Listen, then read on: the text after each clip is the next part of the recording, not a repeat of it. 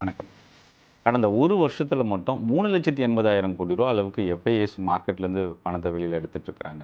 So foreign இன்வெஸ்டர்ஸோட sentiment இந்தியாவை பொறுத்தவரைக்கும் நெகட்டிவா இருக்கு. இந்த 2026 4 மாசத்துல மட்டும் நியர்லி 1,90,000 கோடி ரூபா அளவுக்கு மார்க்கெட்லேருந்து ஃபண்ட் வெளியில போயிருக்கு. இதுல ஷாக் ஆகக்கூடிய விஷயம் என்னன்னா, இப்போ மார்ச்ல மட்டும் பார்த்தீங்கன்னா, கிட்டத்தட்ட 1,17,000 கோடி ரூபா அளவுக்கு ஃபண்ட் ஒரே மாசத்துல வெளியில போயிருக்கு. ஸோ எஃப்ஐஎஸோட சென்டிமெண்ட் நெகட்டிவ். தொடர்ந்து மார்க்கெட்லேருந்து பணம் எடுத்துட்டு இருக்கிறாங்க. இதுக்கு ருப்பியோட ஃபால் ஒரு மேஜர் ரீசனாக சொல்லலாம்.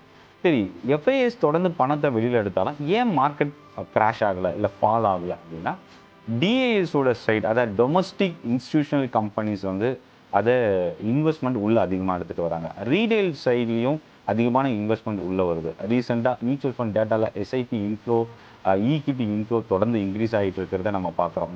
வரலாறு காணாத ஹையில் ரீடைன் ஆகிட்டு இருக்கு.